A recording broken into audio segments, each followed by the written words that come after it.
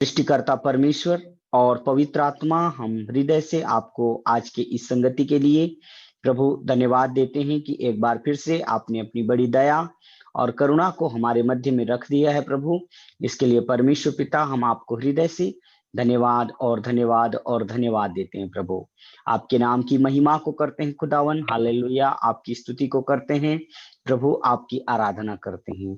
स्वामी पवित्र आत्मा, प्रभु यीशु मसीह, आज हम में से हर एक से प्रभु आप बोलिए और बातचीत कीजिए परमेश्वर पिता, ताकि हमारा जीवन आपके वचनों के आधार पर परिवर्तित होने पाए।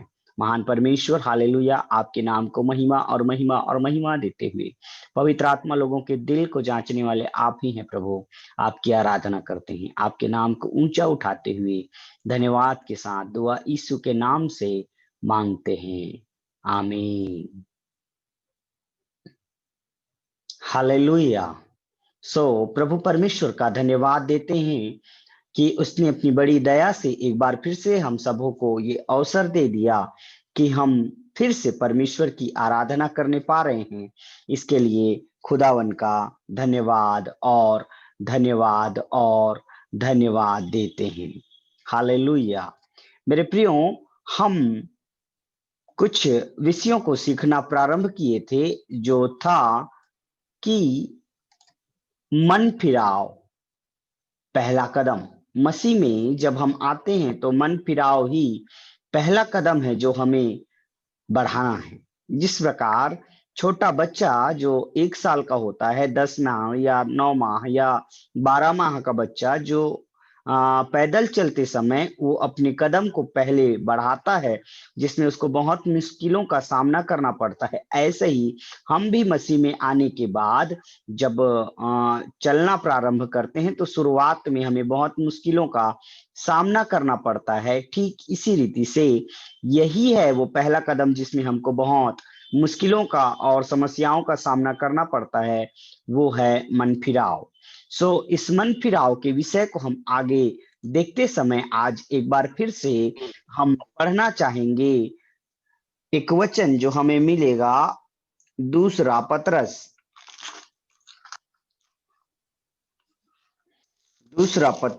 3 अध्याय, और पढ़ेंगे हम लोग दूसरा पत्रस 3 अध्याय और उसका 9 पद, जहां पर ऐसा लिखा है, प्रभु अपनी प्रतिज्ञा के विषय में देर नहीं करता, जैसी देर कुछ लोग समझते हैं, पर तुम्हारे विषय में धीरज धरता है और नहीं चाहता कि कोई नष्ट हो। प्रभु नहीं चाहता कि कोई भी व्यक्ति नष्ट हो और कोई भी व्यक्ति नष्ट ना हो, इसलिए नाश होने वाले व्यक्तियों को प्रभु यीशु मसीह लूका की किताब 5वें अध्याय के 12वें पद में बुलाने आया है। तो किन किन चीजों से हमको मन फिराने की जरूरत है, उन वचनों को कल हम देखना प्रारंभ किए थे, और मैंने आप लोगों को बता दिया था कि दाऊद जो परमेश्वर का एक अभिषिक्त था। दूसरा सामुएल की किताब और उसका 12वां अध्याय निकालेंगे। दूसरा सामुएल की किताब और उसका 12वां अध्याय, और जब हम पढ़ेंगे तो वहां हमने कल पढ़ लिया था 12वें अध्याय के कुछ वचनों को एक बार फिर से मैं आपके साथ बांटना चाहूंगा। हालेलुया। देखिएगा, दूसरा सामुएल उसके 12वें अध्याय में परमेश्वर का वचन क्या कहता है। देखिए, परमेश्वर ने क्या क्या आशीष दिया, और इस आशीष को प्राप्त करने वाले राजा दाऊद ने क्या क्या कदम बढ़ाया। तो 5 प्रकार के पाप हमने देखे थे। कौन कौन सा है? 9वां पद। पहली बात, यहोवा की आज्ञा को तुच्छ जानना। दूसरी बात, उसकी दृष्टि में बुरा काम करना। तीसरी बात, दूसरे की पत्नी उरियाह को तलवार से घात करना। चौथा, दूसरे की पत्नी को अपनी पत्नी कर लेना, और उरियाह को अम्मोनियों की तलवार से मरवा डालना। हालेलुया। तो यहाँ पे 5 प्रकार के पाप जो है मनुष्य के जीवन में दिखाई देते हैं। 5 प्रकार के पाप मनुष्य के जीवन में, और ये 5 प्रकार के पाप को हमको समझने की जरूरत है। हम प्रभु को जानने के बाद हमको कभी भी परमेश्वर की आज्ञा की अवहेलना नहीं करनी है। परमेश्वर की आज्ञा का पालन करना है, उसको कभी भी नहीं तोड़ना है। दूसरा चीज, हमको वह काम कभी नहीं करना है जो परमेश्वर की दृष्टि में बुरा है। तीसरा चीज, हमको हत्या नहीं करना है। और चौथा चीज वो ये है कि हमको व्यभिचार नहीं करना है, क्योंकि परमेश्वर के वचन में लिखा है, तू किसी के घर का लालच मत करना, कि तू किसी पत्नी का लालच, किसी दूसरे की पत्नी का लालच नहीं करना। तो हमको व्यभिचार नहीं करना है। और उसके बाद यहां लिखा है, हमको हत्या भी नहीं करना है, तलवार से घात कर दिया। और उसके बाद ध्यान दीजिएगा, हमको छल भी नहीं करना है। लेकिन इन सारे पापों को हम देखते समय ध्यान दीजिएगा, क्या आपके जीवन में ये सारे चीज थोड़ी है? हाँ, यदि व्यभिचार है तो उससे मन फिराना है, यदि छल है तो उससे मन फिराना है, यदि आपने अपने भाई से और बहन से बैर भाव किया है तो आपको मन फिराना है। एक व्यक्ति को मसीह में आने के समय से लेकर जब तक वो जीवन जीता है तब तक मन फिराने की जरूरत है। ऐसा नहीं है कि आप समझिएगा कि आज हमने प्रभु को स्वीकार कर लिया और हमारा बपतिस्मा हो गया तो हमको अब मन फिराने की जरूरत नहीं है। ऐसा सुन रहे हैं और ऐसा सोच रहे हैं, या आपको ऐसी शिक्षा मिल रही है, तो आप गलत फहमी में हैं। एक अभिषिक्त था राजा दाऊद, उसके साथ पवित्र आत्मा भी था और वो वीणा बजाया करता था, वो आराधना किया करता था, और परमेश्वर ने उसे राजा होने के लिए अभिषेक दिया था। इन सब के बावजूद भी उस राजा को, ध्यान दीजिएगा, मन फिराने की जरूरत थी। और आपको बताऊं, इस समय पर उसने मन नहीं फिराया, इसलिए परमेश्वर को चेतावनी भरा संदेश नातान नबी के द्वारा देना पड़ गया कि यह कि परमेश्वर तेरे परिवार में, तेरे घर में, तेरे घराने पर विपत्ति भेजने पर है। तो एक चीज समझ में आती है कि मनुष्य के जीवन में विपत्ति आने के समय पर उसे पश्चाताप करना चाहिएगा, मन फिराना चाहिएगा कि कदाचित मैंने कोई ऐसा काम तो नहीं कर दिया जो परमेश्वर की दृष्टि में बुरा है। तो मसीह में शुरुआत करने के समय से लेकर मसीह में जब तक हम अंत नहीं कर जाते, या कुछ नहीं कर जाते, या सो नहीं जाते, बिस्तर पर पड़े पड़े समय पर भी, खुदा ऐसा ना करे किसी के जीवन में, लेकिन यदि हम बिस्तर पर पड़े भी हैं तो उस समय तक हमको मन फिराने की जरूरत है। लेकिन आपको बताऊं, इस जगह पर परमेश्वर के वचन को पढ़ते समय हमें ऐसा दिखाई पड़ रहा है कि यहां पर राजा दाऊद जो है मन नहीं फिराए। राजा दाऊद जो है मन नहीं फिराए यहां पर, और मन नहीं फिराने के कारण राजा दाऊद को विपत्तियों का सामना करना पड़ा। अब आइए एक वचन को हम और पढ़ेंगे। निकालिएगा, आप लोग निकालिए मेरे साथ परमेश्वर के वचनों में से दूसरा कुरंथी की किताब। चलिए, दूसरा कुरंथी की किताब सभी लोग निकालिएगा, और उसका 7वां अध्याय।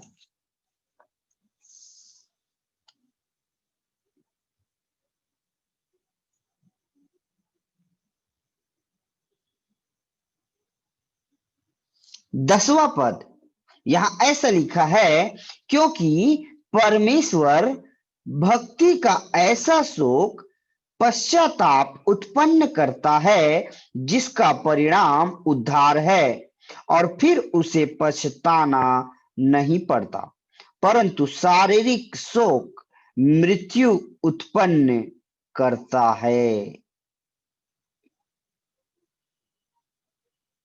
शारीरिक शोक उत्पन्न करता है।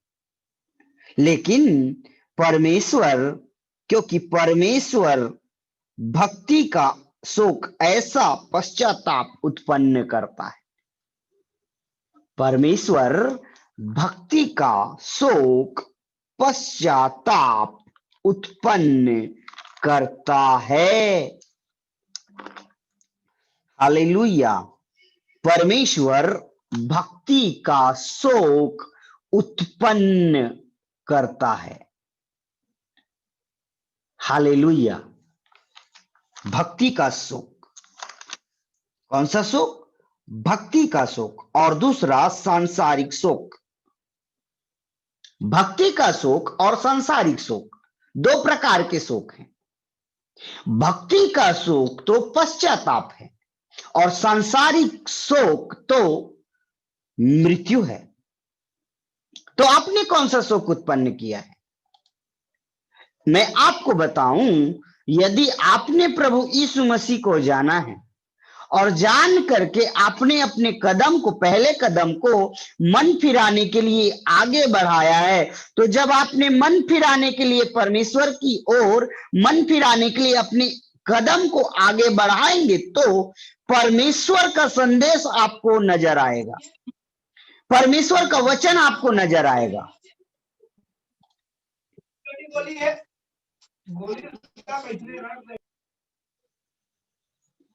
हालेलुया।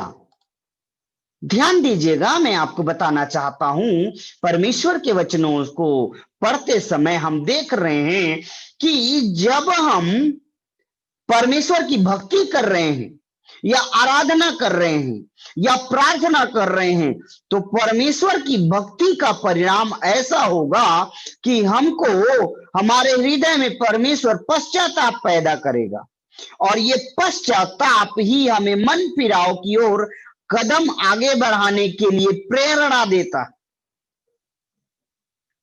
और जब हम प्रभु में आ गए, मसीह में आ गए, आराधनालय में आ गए, चर्च में आ गए और हमने परमेश्वर का वचन सुना, और जब हम परमेश्वर के चेतावनी भरे संदेश को सुनते हैं और वह संदेश हमारे हृदय में आता है, हमारे हृदय में वह संदेश जब जगह पा जाता है, तो वह संदेश को सुनकर हमारे हृदय में कुछ उथल पुथल सी होने लगती है, कुछ हलचल सी मचने लगती है और हमने जो किया है ना, उसकी हमें जानकारी मिलने लगती है।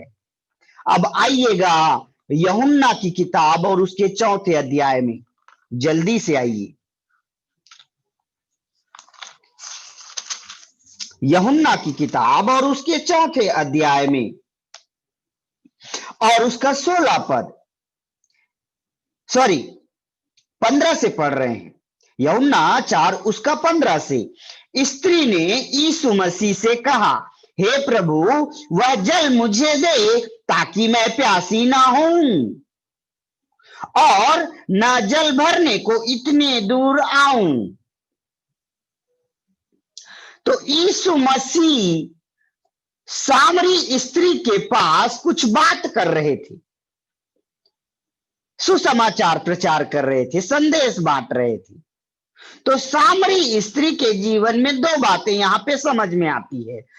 पहला तो ये कि उसके पास जल नहीं था जीवन का। दूसरा, वो चाहती थी कि मैं कभी प्यासी ना हूं। प्यास तो है, लेकिन आने वाले समय पर वो प्यासी नहीं रहना चाहती थी। तो उसने कहा कि प्रभु, मुझे जल दे दे कि मैं आने वाले समय में प्यासी मत हूं और मुझे ज्यादा दूर आना ना पड़े। मैं आपके पास ही आ गई हूं, तो मुझे वो जल दे दीजिए। तो जल भरने के लिए तो कदम को बढ़ाना पड़ेगा ना प्रभु के पास आने के लिए। तब प्रभु जी ने उसे कहा, यीशु मसीह ने, जा, मैं तुझे जीवन का जल तभी दूंगा जब तू अपने पति को यहाँ पे बुला के ले आएगी। क्योंकि बाइबिल कहती है पति और पत्नी दोनों जीवन के वरदान के वारिस हैं। जीवन का जल मेरे बहन तुम्हें अकेले को नहीं मिलेगा। जीवन का जल तो तुम दोनों पति पत्नी को मिलेगा, क्योंकि तुम दोनों एक हाड़ और मांस से बनाए गए हो। आज मैं आपको बताना चाहता हूं, कितने भाई बहन अपने घर में अकेले विश्वास में हैं। आज खुदावन आपके जीवन में ऐसा चाहता है कि आपके घर में पाया जाने वाला आपका पति या आपके घर में पाए जाने वाली आपकी पत्नी, यदि आपका विवाह हो गया है तो प्रभु चाहता है आप दोनों पति पत्नी को जीवन का जल मिले। अकेले नहीं, परंतु पूरे परिवार सहित आपको जीवन का जल प्राप्त करना है। क्यों? क्योंकि पति सूखा है, पत्नी गीली है तो ठंडा हो जाएंगे एक समय पर। लेकिन बाइबल कहती है दो लोग जब एक साथ होते हैं तो उनके प्रार्थनाओं का प्रतिफल अच्छा मिलता है। हालेलुया। ध्यान दीजिएगा मेरे प्रियो, प्रभु यीशु मसीह ने कहा मैं तुझे अकेले में जीवन का जल नहीं दूंगा, जा तू अपने पति को बुला ला। तो पति को बुलाने के लिए भी तो कदम बढ़ाना है। अरे बाबा समझ में नहीं आता, प्रभु जल लेने के लिए भी मेरे को आपके सामने कदम बढ़ाने की जरूरत है, और पति को भी बुलाने के लिए मुझे कदम बढ़ाने की जरूरत है। हालेलुया। तो बाइबल कहती है, स्त्री ने उत्तर दिया प्रभु मैं बिना पति की हूं। तब यीशु ने उससे कहा तू ठीक कहती है, मैं बिना पति की हूं, क्योंकि तू 5 पति कर चुकी है और जिसके पास तू अब है वह भी तेरा पति नहीं। यह तूने सच ही कहा है। स्त्री ने उससे कहा हे प्रभु मुझे लगता है कि तू भविष्यद्वक्ता है। हे प्रभु मुझे ऐसा लगता है कि तू भविष्यद्वक्ता है। और 29 पद में पढ़ेंगे, 28 और 29 पद में, तब स्त्री अपना घड़ा छोड़कर नगर में चली गई और लोगों से कहने लगी। तब स्त्री अपना घड़ा छोड़कर नगर में चली गई और नगर में जाते समय वह कहने लगी आओ एक मनुष्य को देख लो।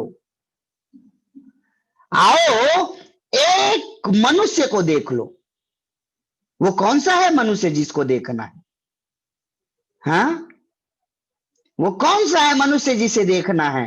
वह एक मनुष्य है जो यीशु मसीह है, उसे देखना है। चलकर देख लो, जिसने सब कुछ जो मैंने किया था ना वो मुझे बता दिया। मुझे सब कुछ बता दिया जो मैंने किया था। हाँ, तो मन फिराव कब पैदा होगा? कब आप प्रभु की ओर कदम बढ़ाएंगे? ध्यान से सुनिएगा, जब आप किसी अभिषिक्त के सामने परमेश्वर की कलीसिया में आकर परमेश्वर के वचन को ध्यान से सुनते हैं और उस वचन को सुनते सुनते पवित्र आत्मा जब आपसे बात करता है और आप उस वचन को ऐसा विश्वास करते हैं, उस वचन के प्रति आप ऐसा विश्वास करते हैं कि हाँ, जो बोलने वाला अभिषिक्त है, परमेश्वर का दास है, वो मेरे लिए पवित्र आत्मा की ओर से बोल रहा है और ये सब कुछ मेरे जीवन में चल रहा है, ये मेरे लिए ही है। ऐसा जब आप विश्वास करके उन वचनों को सुनने लगते हैं, तब पवित्र आत्मा जो है आपके जीवन में होने वाली घटनाओं को जो गलत थी उसके बारे में आपको जानकारी देने लगता है। हाँ, हम यहाँ पे झूठ बोले, हाँ हम यहाँ पे गाली दिए, हाँ हम यहाँ पे चोरी किए, हाँ हम यहाँ पे व्यभिचार किए। ऐसा आपके मन में कुछ कुछ वचन पवित्र आत्मा की ओर से परमेश्वर के दास के द्वारा आने लगता है और आप उसे सुनते हैं। हाँ, कल मैंने चोरी किया था और आज चोरी का संदेश आया, वो मेरे लिए ही है। और ऐसा करके आप विश्वास करके उन वचनों को सुनकर प्रतीति करके अपने जीवन में ग्रहण कर लेते हैं, तब आपको अपने जीवन की गलती दिखाई पड़ती है सच्चे परमेश्वर के वचन के सामने। और जब आप अपने गलती को एहसास करते हैं, उसको मान लेते हैं, तब आपको परमेश्वर का वचन उस गलती को छोड़ने के लिए विवश कर देता है। और उस गलती को छोड़ने के लिए जब परमेश्वर का वचन विवश करता है, तब पवित्र आत्मा ही आपके हृदय में एक पश्चाताप उत्पन्न करता है, आंसू उत्पन्न करता है, और वह आंसू और पश्चाताप आपको मन फिराने के लिए कदम बढ़ाने को प्रेरित करती है।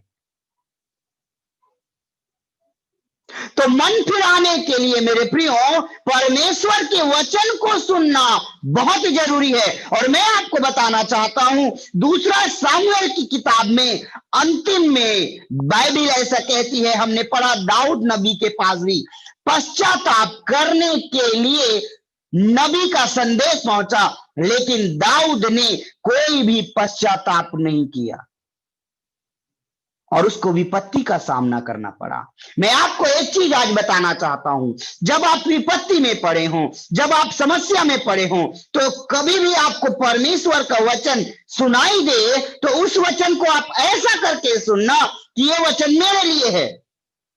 और वचन को सुनते समय जहां कहीं भी आपके जीवन की गलती परमेश्वर के दासों के द्वारा प्रकट हो रही है, तो उस गलती को अपने जीवन में स्वीकार करना है कि हाँ प्रभु, मेरे जीवन में XYZ नामक गलती हो गई, हाँ प्रभु, इसे मुझे छोड़ना है। तब पवित्र आत्मा आपके जीवन में यह काम करेगा, उस गलती को छोड़ने के लिए, मन फिराव करने के लिए एक शोक पैदा करेगा, जिसको बोलते हैं भक्ति का शोक, और वो है पश्चाताप, जो क्या पैदा करेगा?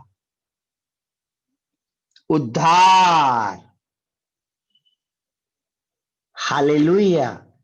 भक्ति आप कर रहे हैं परमेश्वर की, तो आपको संदेश मिलेगा। संदेश मिलेगा तो सुन करके आपके जीवन में आपके गलती को आप रियलाइज करेंगे, और रियलाइज करेंगे तो सच्चे परमेश्वर की आत्मा, पवित्र आत्मा और परमेश्वर का वचन आपके हृदय में उस पाप को छोड़ने के लिए प्रेरणा देगा। और वो पाप को छोड़ने के लिए जब प्रेरणा हमारे हृदय में आएगी ना, तो एक पश्चाताप उत्पन्न करेंगे हमारे जीवन में परमेश्वर की आत्मा, और वही पश्चाताप जो है हमारे कदम को मन फिराव की ओर आगे बढ़ाने के लिए प्रेरित करेगा।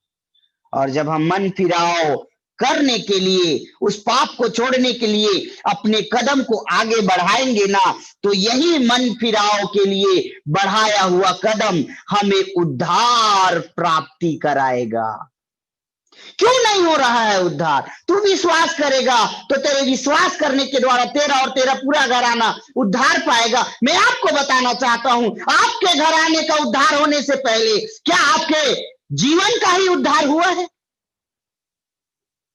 और उद्धार पाने की शर्त है आपके हृदय में पश्चाताप के साथ मन फिराव का होना, जो आज नहीं।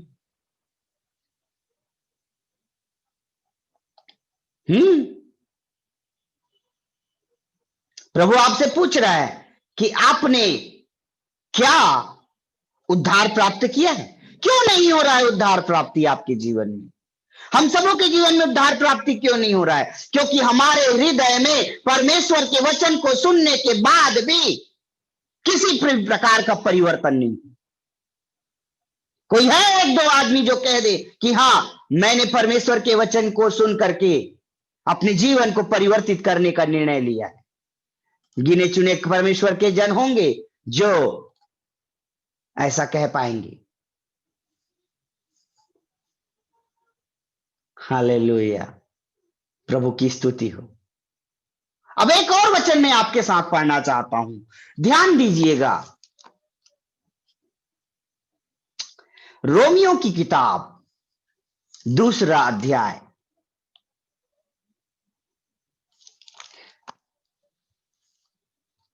4 पद।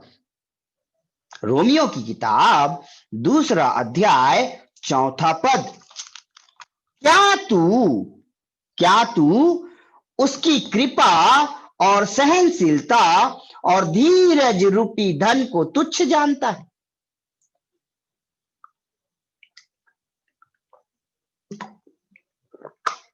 हालेलुया। क्या तू उसकी कृपा और सहनशीलता और धीरज रूपी धन को तुच्छ जानता है? दाऊद ने भी तो उसकी आज्ञा को तुच्छ जाना ना, उसकी दृष्टि में बुरा किया ना। लेकिन प्रेरित पौलुस यहां वचन में लिख रहे हैं हर एक उन मसीहियों को कि तू भी तो परमेश्वर की कृपा, सहनशीलता और धीरज रूपी धन को तुच्छ जानता है। सोना चांदी प्रभु के लिए धन नहीं है। प्रभु के लिए धन कौन सा है? कृपा, सहनशीलता, धीरज रूपी धन। ये प्रभु की ओर से हमें मिलने वाला है और मनुष्य इसे तुच्छ जानता है। आगे क्या लिखा है? क्या यह नहीं समझता कि परमेश्वर की कृपा जिसे तूने तुच्छ जाना है तुझे मन फिराव को सिखाती है? परमेश्वर ने दाऊद और उसके वंश पर, उनके घराने पर हजारों हजार करुणा और कृपा किया। हमारे भी जीवन में परमेश्वर ने हजारों हजार कृपा और करुणा किया। हम दुष्ट आत्मा से ग्रसित थे, हम बीमारी में थे, हम गरीबी में थे, हम निराशा में थे, लेकिन प्रार्थना कर करके हमने सारे चीजों से छुटकारा प्राप्त तो कर लिया, लेकिन हमने मन नहीं फिराया। और मैं आपको बताऊंगा, परमेश्वर के वचनों में हमने देखा था कि जो मन नहीं फिराएंगे वो नाश हो जाएंगे और जो मन फिराएंगे वो अनंत जीवन को पाएंगे। सिर्फ दो ही रास्ता है आपके पास, या तो मन फिराइए या नाश हो जाइए। चुनाव आपका है। लेकिन एक चीज मैं आपको आज बताना चाहता हूं, परमेश्वर ने हम पर कृपा किया है वो इसलिए है कि हम मन फिराव को सीखें। कैसे मन फिराना है हमें? क्योंकि हमें अवसर जो मिला है इस अवसर का हमें लाभ उठाना है। हमें थोड़ा सा समय मिला है मन फिराने के लिए। कितना समय? थोड़ा सा समय हमें मिला है।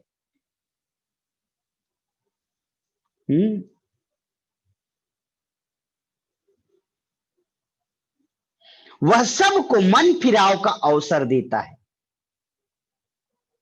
उसने राजा दाऊद को भी अवसर दिया, लेकिन उस राजा दाऊद ने मन नहीं फिराया। वह हम सबको अवसर देता है। हाँ, किस बात के लिए? क्योंकि यदि हम मन नहीं फिराएंगे तो नाश हो जाएंगे। नाश होने से बचाने के लिए प्रभु हमें अवसर देता है और इसी अवसर को उसने देने के लिए अपने पुत्र यीशु मसीह को हमारे बीच में भेजा है। और प्रभु नाश होने से हमें बचाना चाहता है। तो कितने लोगों को परमेश्वर ने अवसर दिया? कितने लोगों को परमेश्वर ने अवसर दिया मन फिराने के लिए? ध्यान से सुनिएगा, आप चाहते हैं तो इसे लिख भी लीजिएगा।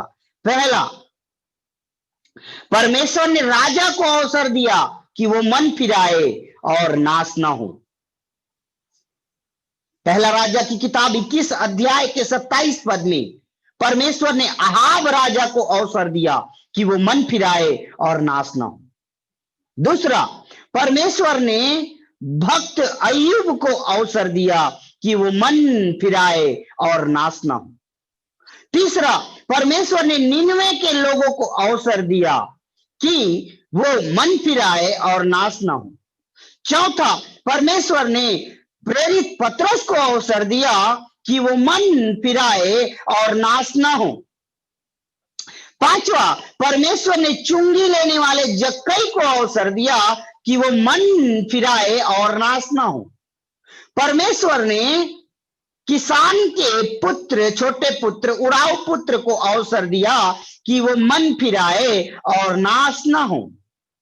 परमेश्वर ने दुष्ट व्यक्ति को भी अवसर दिया कि वो मन फिराए और नाश ना हो। परमेश्वर ने फरीसियों को भी अवसर दिया कि वो मन फिराए और नाश ना हो। फिर से सुनिएगा, परमेश्वर ने राजा को अवसर दिया, परमेश्वर ने भक्त को अवसर दिया, परमेश्वर ने निनवे के पूरे नगर के लोगों को अवसर दिया, परमेश्वर ने अपने चेले को अवसर दिया, परमेश्वर ने चुंगी लेने वाले, नौकरी करने वाले व्यक्ति को अवसर दिया। परमेश्वर ने किसान के पुत्र को अवसर दिया, जिसको उड़ाऊ पुत्र कहते हैं। परमेश्वर ने एक पापी या दुष्ट व्यक्ति को भी अवसर दिया। परमेश्वर ने जो अपने आप को धर्मी समझते थे, व्यवस्था को मानने वाले समझते थे, उनको भी परमेश्वर ने अवसर दिया कि वो नाश ना हो। हालेलुया। और परमेश्वर ने इन्हीं के समान आपको और हम सबों को अवसर दिया है कि हम भी कोई नाश ना हो। तो मैं आपको बताना चाहता हूं, बाइबिल कहती है अवसर को बहुमूल्य समझिए। आपको जो अवसर मिला है ना, इसको आपको समझना है कि आपको किस लिए परमेश्वर ने यहां रखा है। मैं आपको एक बार फिर से बताना चाहता हूं, प्रभु ने हमको यहां इसलिए रखा है कि हम मन फिरा लें। और अंतिम में मैं एक और बात आपको बताना चाहता हूं, लूका की किताब, चलिए लूका की किताब में आ जाइए। लूका की किताब और उसका 23 अध्याय, लूका की किताब और उसका 23 अध्याय, और मैं इसका पढ़ रहा हूं आपके साथ 39 पद। लूका 23 और उसका 39 पद आपके साथ मैं पढ़ रहा हूं, ध्यान से देखिएगा। यहां क्या लिखा है परमेश्वर के वचनों को पढ़ते समय, ध्यान से सुनिएगा। जो कुकर्मी वहां लटकाए गए थे, उनमें से एक ने उसकी निंदा करके कहा, क्या तू मसीह नहीं? तो फिर अपने आप को और हमें बचा। इस पर दूसरे ने डांट कर कहा, क्या तू परमेश्वर से नहीं डरता? मेन पॉइंट, मन फिराने वाला व्यक्ति को परमेश्वर से डरना है। यदि आपको अवसर मिला है तो आपको डरना है। किससे? परमेश्वर से, पवित्र आत्मा से, यीशु मसीह से, परमेश्वर के वचन से, और जिन अभिषिक्तों के साथ आप संगति में हैं, उनसे आपको भय खाना है।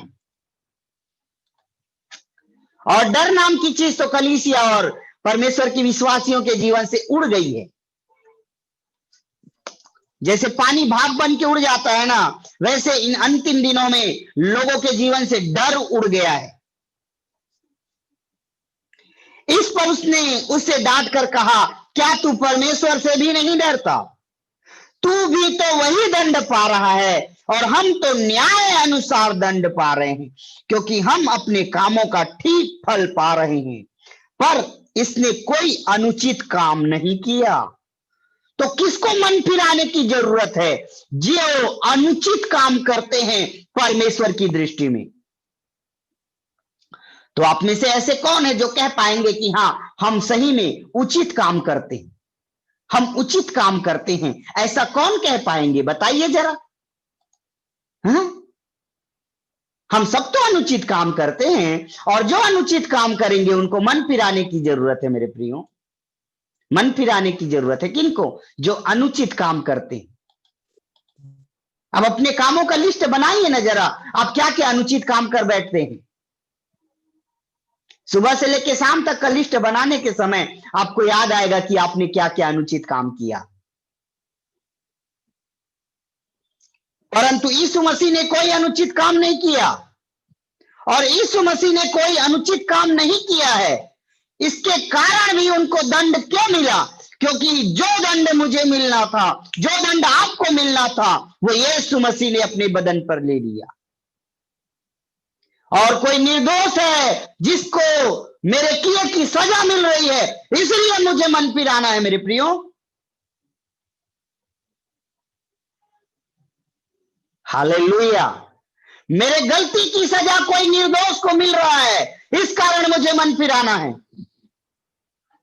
और मैं आपको बताना चाहता हूं, जिस दिन आप यीशु मसीह को ग्रहण करने के बाद भी मन नहीं फिराते हैं, तो आपके लिए तो कोई फिर बलिदान ही नहीं हुआ है।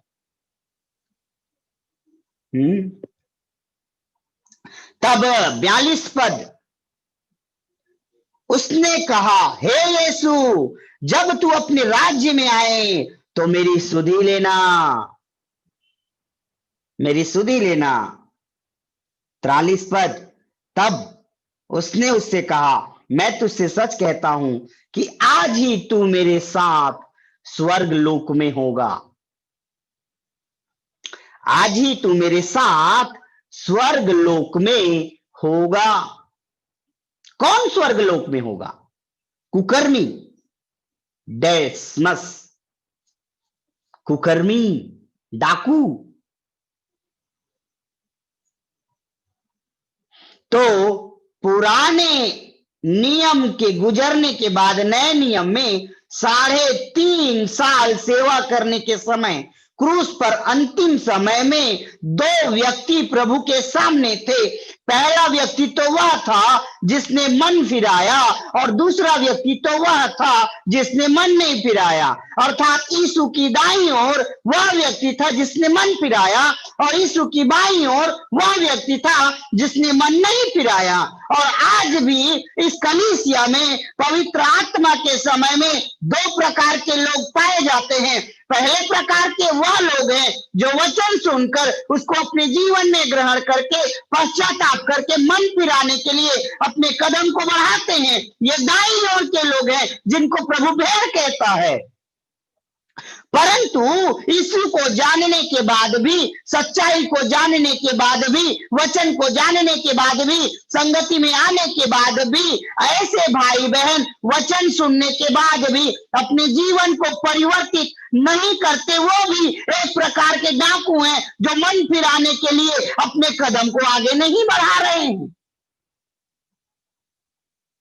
और मैं आपको कहता हूं, ये दोनों यीशु की उपस्थिति में थे, ये दोनों यीशु के साथ थे। मैं आपको बताना चाह रहा हूं मेरे प्रियो, आप संगति में जुड़े हैं, आप प्रार्थना कर रहे हैं, आप आराधना कर रहे हैं, आप वचन पढ़ रहे हैं, लेकिन आपको ऐसा लग रहा है कि हाँ, हम तो प्रभु की हुजूरी में हैं। मैं आपको बताऊं, प्रभु यीशु मसीह की उपस्थिति में दाईं ओर वाला डाकू भी था, बाईं ओर वाला डाकू भी था, और लेकिन आपको पता चले, एक व्यक्ति स्वर्ग गया, एक व्यक्ति नरक चला गया।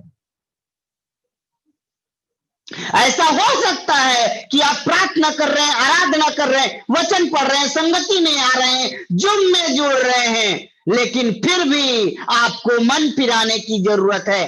जो व्यक्ति यीशु के करीब में था, यीशु के साथ में था, उसने मन नहीं फिराया तो नरक चला गया।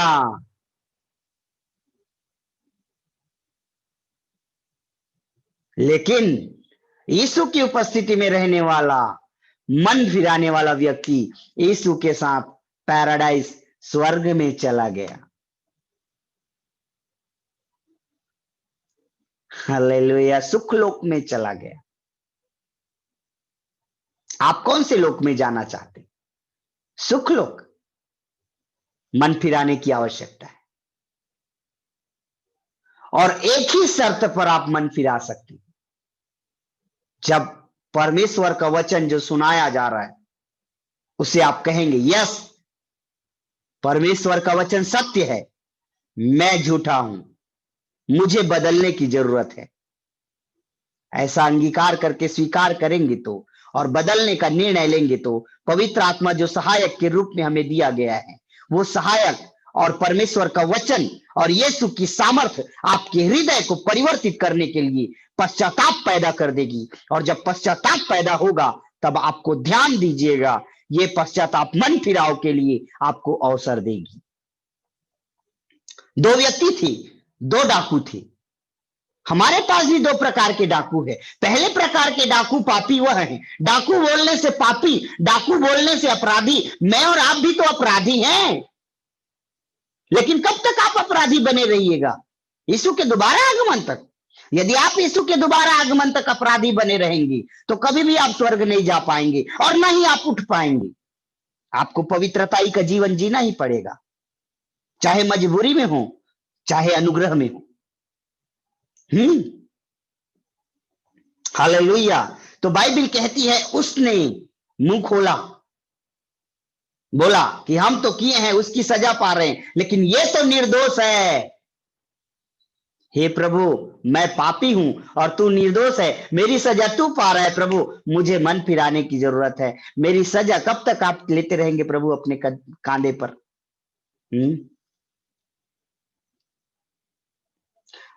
तो ध्यान दीजिएगा, मन फिराने के लिए उसने क्या किया, कुछ बातों को मैं आपको बताऊंगा। पहला, डाकू ने क्या काम किया? उसने यीशु मसीह का अपमान करने के लिए अपना मुंह बंद किया। उसने यीशु मसीह की निंदा नहीं की। डाकू ने यीशु मसीह की निंदा नहीं की। दूसरा, डाकू ने अपने पापी दशा को पहचाना कि हां, मैंने अपराध किया है, मैंने अपराध किया है। और तीसरा, उसने अपनी आत्मा का विचार किया कि मुझे भी कहां जाना है? यीशु के साथ स्वर्ग जाना है। और चौथी बात जो यह है कि उसने इच्छा किया कि मुझे भी प्रभु के साथ अनंत काल तक उसके साथ संगति में रहना है, उसके राज्य में रहना है। तो आपको बताऊंगा कुछ बातें। कौन व्यक्ति मन फिराएगा जो परमेश्वर के राज्य में जाना चाहेगा? और जिसको परमेश्वर के राज्य में नहीं जाना है, वो कभी भी मन नहीं फिराएगा। अर्थात जो इस भूमि पर, इस धरती पर रोटी, कपड़े और मकान के लिए कलीसिया में आ रहा है ना, संगति में, वो कभी भी मन नहीं फिराएगा। मेरे भाई और बहनों, आज आप इस संगति में दिख जरूर रहे हैं, लेकिन आपके मन में परिवर्तन क्यों नहीं हो रहा है? क्योंकि आपने अभी तक रोटी, कपड़ा और मकान में मन लगाया है। और बाइबल कहती है, जहां तेरा धन होगा वहां तेरा मन होगा। और आपका मन इस पृथ्वी पर है, इस कारण आपको मन फिराने में बहुत बड़ी रुकावट का सामना करना पड़ रहा है। छोड़ो इसे आज यीशु मसीह के सामर्थी नाम में, और मन फिराओ और लौट आओ, क्योंकि मन फिराने में और लौट आने में ही तेरी भलाई है। अरे उड़ाओ पुत्र, तू अपने पिता के घर को छोड़कर चला गया था, तुझे वहां कुछ नहीं मिला, लेकिन अभी तू वापस लौटा, क्योंकि लौट आने में ही तेरी भलाई है। आप तो प्रभु से दूर हो गए हो। और जिस दिन आपको रियलाइज हो जाएगा कि मेरे अंदर परमेश्वर ने अपनी एक आत्मा रखी है, जिसे मनुष्य की आत्मा कहते हैं, जिसे मोक्ष की जरूरत है, जिसे उद्धार की जरूरत है, जिसे स्वर्ग राज्य जाने की जरूरत है, और ये आत्मा स्वर्ग जाना है, ऐसा आपको एहसास हो जाएगा, उसी दिन 1 मिनट में आप मन फिराने के लिए तैयार हो जाएंगे। मन नहीं फिराने का कारण क्या है? आपको अपनी आत्मा की चिंता नहीं है, शरीर की चिंता है। और जो शरीर की चिंता करेंगे वो विनाश की कटनी काटेंगे, परंतु जो आत्मा की चिंता करेंगे वो स्वर्ग में अनंत राज्य की कटनी काटेंगे। तो आपको कदम बढ़ाना पड़ेगा स्वर्ग राज्य जाने के लिए। कितने लोग आज ऐसे हैं जो अपने कदम को बढ़ाना चाहते हैं प्रभु के राज्य में जाने के लिए। मैं आपको कुछ 8-9 लोगों का नाम बताया, जिसमें एक व्यक्ति मुख्य है जिसने मरने के समय मन फिरा लिया। मैं आपको बताऊं, जन्म के समय से, आत्मिक जन्म के समय से लेकर शारीरिक मृत्यु तक प्रभु ने हमें अवसर दिया है मन फिराने का। फिर से सुनिए, मसीह में आने के समय से हम बपतिस्मा जब लेते हैं वो हमारा आत्मिक जन्म है, और हम आत्मिक जन्म के समय से प्रभु ने जो मन फिराने का अवसर दिया है वो शारीरिक मृत्यु तक का समय हमारे पास है। अभी इतना समय प्रभु ने हमें दिया है, और इतने समय पर हम मन नहीं फिराएंगे तो हम नाश हो जाएंगे। तो क्या करना है? कौन व्यक्ति मन फिराएगा? कौन अपना पहला कदम को प्रभु की ओर बढ़ाएगा? वही व्यक्ति अपने पहले कदम को प्रभु की ओर आगे बढ़ाएगा जिसको अपने उद्धार और आत्मा की चिंता है। वही और उसके लिए क्या करना पड़ेगा? दो बात, अपने मुंह को बंद करना पड़ेगा। किस काम के लिए? प्रभु की निंदा करने के लिए। और दूसरा, अपने पापी दशा को स्वीकार करना पड़ेगा कि हाँ प्रभु, मैंने पाप किया है और अब इसे मैं छोड़ना चाहता हूं, और पवित्र आत्मा आप ही मेरी सहायता करेंगे। कृपया करके सहायता कीजिए और मैं अपने जीवन को परिवर्तित करना चाहता हूं। कोई है क्या ऐसा कहने वाले? प्रभु आपके मन की आंखों को खोले, दुआ करेंगे। सनातन काल के विराट परमेश्वर, यदि आज इस संदेश को सुनकर किसी भाई या बहन ने मन फिराया है तो प्रभु आप इनके जीवन को आशीषित कीजिएगा। परमेश्वर ये अपनी आत्मा की चिंता करे प्रभु, हालेलुया, और स्वर्गीय जीवन जीने का आनंद प्राप्त करने पाए। हम आपको हृदय से धन्यवाद देते हैं प्रभु कि आपने ये सुंदर कलाम हमारे जीवन में रखा है। महिमा, आदर और सम्मान आपको देते हुए दुआ हमारे उद्धार करता प्रभु यीशु मसीह के नाम से मांग लेते हैं, आमीन। धन्यवाद। परमेश्वर आप सबों को आशीष दे, आमीन। जय मसीह की।